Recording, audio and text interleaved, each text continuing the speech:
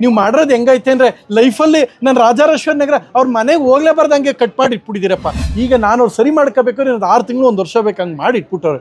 Damage ಮಾಡಿ ಇಬ್ಬರು ನಾನೊಂದು ತೀರಾ ನೀನೊಂದು ತೀರಾ ಮಾಡಿಟ್ಬಿಟ್ಟವ್ರೆ. ಸೂಟ್ ಆಗದೆ ದರ್ಶನ್ ಸರ್ಗೆ ಇದು ಹೇಳೋದು, ಹಣ ಕೇಳಿ ಅಣ್ಣ ಬಲವಂತ ಕೂಗಿದ್ರೆ ನಾನು ಬಗ್ಗಲ್ಲ. ನಾಳೆ ನಿಮ್ಮ ಮದುವೆ ಆಗೈತಣ್ಣ? ಆಗಿದೆ. ಇನ್ನೊಂದು ಆಗ್ಬೇಡ, ಚೆನ್ನಾಗಿರಲ್ಲ. ಒಂದು ಆಗಿದೆಯಲ್ವಾ, ಚೆನ್ನಾಗಿರುತ್ತೆ. ಏನು ಡಾಲಿ ಧನಂಜಯ್ ಮದುವೆಗೆ ಬಂದಿದ್ರಿ, ಅಲ್ಲೊಂದು ದೊಡ್ಡದಾಗಿ ಒಂದು ಕಾಂಟ್ರವರ್ಸಿ ಆಯಿತು. ಕಾಂಟ್ರವರ್ಸಿ ಏನಾಗಿಲ್ಲ ಅಣ್ಣ, ತುಂಬ ಚೆನ್ನಾಗಿ ಮದುವೆ ಆಯಿತು. ಗಂಡ ಹೆಂಡತಿ ಚೆನ್ನಾಗಿರ್ಲಿ ಅಂತ ಹಾರೈಸ್ತಾ, ಅದು ಕಾಂಟ್ರವರ್ಸಿ ಅಲ್ಲ. ಇಬ್ಬರು 100 ಕಾಲ ಚೆನ್ನಾಗಿ, ಯಾವಾಗಲೂ ಒಳ್ಳೆ ಮನಸ್ಸಿಂದ ಹಾರೈಸಿದ್ರೆ ಆ ಒಂದು ಸಂಬಂಧಗಳು, ಆ ವಿಶ್ವಾಸಗಳು 100 ಕಾಲ ಚೆನ್ನಾಗಿರುತ್ತೆ. ಕಾಂಟ್ರವರ್ಸಿ ಅಲ್ಲ ಅದು, ಹೃದಯದಿಂದ ಹಾರೈಸಿದ್ದೀನಿ. ಭಾಳಷ್ಟು ಜನ ದೊಡ್ಡವರು ಚಿಕ್ಕವರು ಅಭಿಮಾನಿಗಳು ಎಲ್ಲ ಕನ್ನಡಿಗರು ಹಾರೈಸಿದ್ರು, ಚೆನ್ನಾಗಿರಲಿ ಬಿಡ್ರಿ, ಚೆನ್ನಾಗಿರಲಿ. ಕಾಂಟ್ರವರ್ಸಿ ಅಲ್ಲ, ಹೃದಯದಿಂದ ಹೇಳ್ತಾ ಇದ್ದೀನಿ, ಚೆನ್ನಾಗಿರಲಿ. ನಾಳೆ ನಿಮ್ಮ ಮದುವೆ ಆಗೈತಣ್ಣ? ಆಗಿದೆ. ಇನ್ನೊಂದು ಆಗ್ಬೇಡ, ಚೆನ್ನಾಗಿರಲ್ಲ. ಒಂದು ಆಗಿದೆಯಲ್ವಾ, ಚೆನ್ನಾಗಿರುತ್ತೆ. ಇದು ಹಾರೈಸೋ ರೀತಿ. ಯಾವ ಕಾಂಟ್ರವರ್ಸಿನೂ ಇಲ್ಲ ಅಣ್ಣ, ಎಲ್ಲ ಚೆನ್ನಾಗಿದೆ. ದರ್ಶನ್ ಸರ್ ಬಗ್ಗೆ ನಂಗೆ ಅಪಾರವಾದ ಗೌರವ ಇದೆ. ನೀವೆಲ್ಲ ಏನಕ್ಕೆ ಹಿಂಗೆ ಹೇಳ್ತಾ ಇದ್ರೆ ಗೊತ್ತಾಯ್ತಲ್ಲ. ನೀವು ಮಾಡಿರೋದು ಹೆಂಗೈತೆ ಅಂದರೆ ಲೈಫಲ್ಲಿ ನಾನು ರಾಜಾರೇಶ್ವರ ನಗರ ಅವ್ರ ಮನೆಗೆ ಹೋಗ್ಲೇಬಾರ್ದಂಗೆ ಕಟ್ ಮಾಡಿ ಇಟ್ಬಿಟ್ಟಿದ್ದೀರಪ್ಪ. ನಾನು ಅವ್ರನ್ನ ಸಿನಿಮಾಗೆ ಟ್ರೈಲರ್ಗೆ ಕರ್ನಾಟಕದಲ್ಲೇ ವಾಯ್ಸ್ ಓವರ್ ಕೊಡಿಸಿ ಟ್ರೈಲರ್ ಲಾಂಚಿಗೆ ಕರ್ಸಮ್ಮ ಅಂತ ಭಾಳ ಚೆನ್ನಾಗಿ ರೆಡಿಯಾಗಿದ್ದೆ.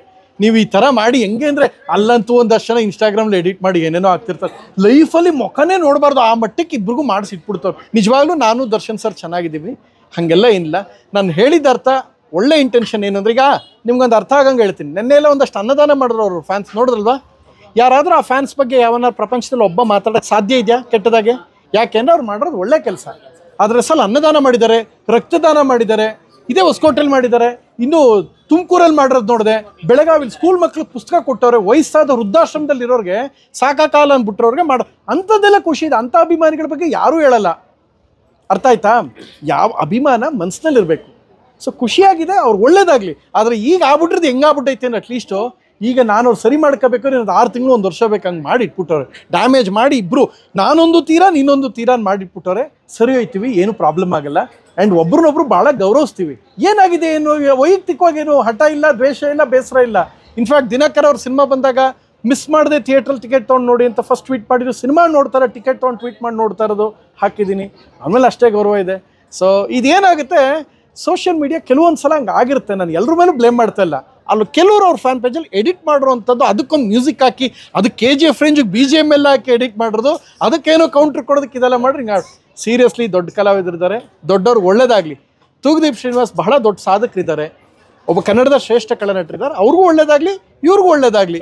ಒಂದು ಡಾಲಿ ಮದುವೆಯಲ್ಲಿ ಒಂದು ಕಾರ್ಯಕ್ರಮದಲ್ಲಿ ಒಂದು ಹೇಳ್ತೀರಿ, ಬೆರಕೆ ಅನ್ನೋ ಒಂದು ಪದದಿಂದ ಅದೊಂದು ತುಂಬಾ ಕರೆಕ್ಟಾಗಿ ಅರ್ಥ ಮಾಡ್ಕೊಳ್ಳಿ. ಅದು ವಿಡಿಯೋ ಫುಲ್ ನೋಡಿ.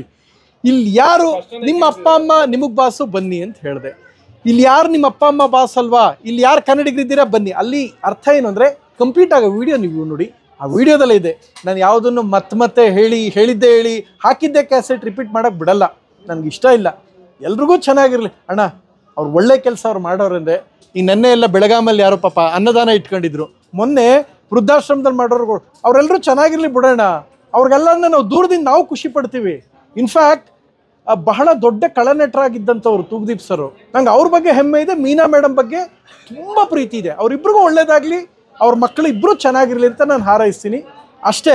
ಅದು ಬಿಟ್ಟು ನೋ ಕಾಂಟ್ರವರ್ಸಿ ಹಿಯರ್. ಅವ್ರಿಗೆಲ್ಲ ಇನ್ನೊಂದೇನು ಗೊತ್ತಾ, ನಾವು ಅವರಷ್ಟು ದೊಡ್ಡವರು ಅಷ್ಟು ಬೆಳೆದಿಲ್ಲ ಅಂದಮೇಲೆ ನಾವು ಅವ್ರ ಬಗ್ಗೆ ಹಂಗೆಲ್ಲ ಹೇಳೋದು ಇಲ್ಲ. ನಮ್ಗೆ ಗೊತ್ತಿದೆ ಯಾರನ್ನ ಹೆಂಗೆ ಗೌರವಿಸ್ಬೇಕು ಅಂತ. ಆಮೇಲೆ ಇನ್ನೊಂದೇನಾಗುತ್ತೆ ಅಂದರೆ, ಸುಮ್ಮನೆ ನಾನು ಯಾಕೆ ಗೊತ್ತಾ, ಈಗ ಕೂತ್ಕೊಂಡು ಅಣ್ಣ ಬಾಯ್ಲಿ ನಿನಗೆ ಇಲ್ಲೇ ತೋರಿಸ್ತೀನಿ, ಇಲ್ಲೇ ಸತ್ಯ ಗೊತ್ತಾಗಬೇಕಲ್ಲ. ನಿನ್ನ ಹೆಸರೇನಣ್ಣ? ವೆಂಕಟಾಚಲಪತಿ. ಈಗ ಕೇಳು ಅಣ್ಣ, ದರ್ಶನ್ ಅವ್ರ ಬಗ್ಗೆ ಒಂದು ಮಾತು ಹೇಳು ಅಂತ ಕೇಳಿ. ಒಳ್ಳೆ ಕಲಾವಿದ, ಚೆನ್ನಾಗಿರಲಿ, ಕನ್ನಡಕ್ಕೆ ಇನ್ನಷ್ಟು ಸಿನಿಮಾಗಳು ಮಾಡಲಿ, ಪೌರಾಣಿಕ ಪಾತ್ರಗಳು ಅಣ್ಣವ್ರ ನಂತರ ನೆಕ್ಸ್ಟು ಸೂಟ್ ಆಗದೆ ದರ್ಶನ್ ಸರ್ಗೆ ಇದು ಹೇಳೋದು, ಹಣ ಕೇಳಿ ಅಣ್ಣ ಬಲವಂತ ಕೂಗಿದ್ರೆ ನಾನು ಬಗ್ಗಲ್ಲ. ಪ್ರೀತಿಯಿಂದ ಹೇಳು. ನಾನು ಪ್ರೀತಿಯಿಂದ ಅವ್ರನ್ನ ಗೌರವಿಸೋದು ಗೊತ್ತು. ಇಲ್ಲಿ ಹೆಂಗಾಗಿದೆ ಅಂದರೆ, ಬಾಯಲ್ಲಿ ಹೇಳಿದ್ರೆ ಅಣ್ಣ ಈ ಥರ ಇದ್ರ ಬಗ್ಗೆ ನಿಮ್ಗೇನು ಹೇಳ್ತೀರ ಅಂದರೆ ಹೃದಯದಿಂದ ಹೇಳ್ತೀನಿ. ಅಣ್ಣ ನಿಮಗೆ ಕುರುಕ್ಷೇತ್ರ ಏನನ್ನಿಸ್ತು ಅಂತ, ದುರ್ಯೋಧನ ಮಹಾಭಾರತ ಹೆಂಗಿತ್ತು ಕಣ್ಣಿಗೆ ಕಟ್ಕೊಡಿದ್ರೆ ಚೆನ್ನಾಗಿತ್ತು ಅಂತ ಹೇಳ್ತೀನಿ. ನೀನು ಕೇಳಿದೆ ನಾನೇನಂದರೆ, ಪೌರಾಣಿಕ ಪಾತ್ರ, ಐತಿಹಾಸಿಕ ಪಾತ್ರ ಅವರಷ್ಟು ಚೆನ್ನಾಗಿ ಸೂಟ್ ಆಗಲ್ಲ ಅಣ್ಣವ್ರ ನಂತರ ಅಂತ ಹೆಮ್ಮೆಯಿಂದ ಹೇಳಿದೆ. ನೀ ಪ್ರೀತಿಯಿಂದ ಹೇಳಿದೆ, ನಾನು ಪ್ರೀತಿಯಿಂದ ಹೇಳಿದೆ. ನೀನು ಎಲ್ಲೋ ಹೋಯ್ತಿದ್ದೆ ಕೂಗೋದು ಕಿರಿಕಿರಿ, ಎಲ್ರಿಗೂ ಅವ್ರದೇ ಆದ ಸ್ಪೇಸ್ ಇರುತ್ತೆ. ಸೊ ಆ ಸ್ಪೇಸನ್ನು ನೀನು ಗೌರವಿಸ್ಬಿಟ್ರೆ ನಿನಗೂ ಆ ಗೌರವ ಸಿಗುತ್ತೆ. ಸರಿ, ಈಗ ಯಾರು ನೆನ್ನೆ ಕೂತ್ಕೊಂಡು ಬೆಳಗಾವಿಲಿ ಅನ್ನದಾನ ಮಾಡೋರೆ, ಈಗ ಅಂಥ ಫ್ಯಾನ್ಸ್ ಬಗ್ಗೆ ಯಾರು ಮಾತಾಡೋಕ್ಕೆ ಸಾಧ್ಯ ಇದೆಯಾ? ಮಾಡಿದ್ರೆ ನಮ್ಗೆ ಒಳ್ಳೇದಾಗುತ್ತಾ? ಅವರು ಭಾಳ ಒಳ್ಳೊಳ್ಳೆ ಕೆಲಸಗಳು ಮಾಡಿದರೆ ಖುಷಿ ಇದೆ. ಆಮೇಲೆ ಇನ್ನೊಂದು ಏನು ಅಂದರೆ, ಕಂಪ್ಲೀಟ್ ನಾನು ದರ್ಶನ್ ಸರ್ ಸಿನಿಮಾನೇ ನೋಡಲ್ಲ, ಆ ಮಟ್ಟಕ್ಕೆ ವಿರೋಧಿ ಅಂತ ಬಿಂಬಿಸ್ಬಿಟ್ಟಿದ್ರೆ ಹಂಗಿಲ್ಲಣ್ಣ.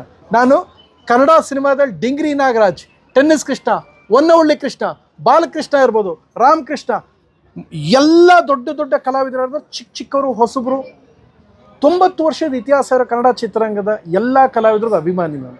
ಅದು ಯಾರೇ ಆಗಿರ್ಬೋದು. ಒಬ್ಬ ಡಿಂಗ್ರಿ ನಾಗರಾಜ್ ಅನ್ನೋ ಕೂಡ ಹಾಸ್ಯ ನಟ, ದೊಡ್ಡಣ್ಣಗೆ ನಾನು ಅಭಿಮಾನಿ. ಮುಖ್ಯಮಂತ್ರಿ ಚಂದ್ರಗಿರ ಭಾಷಾ ಸ್ಪಷ್ಟತೆ ಇವತ್ತಿಗೂ ನನಗಿಲ್ಲ. ಎಲ್ಲ ಹೇಳ್ತಾರೆ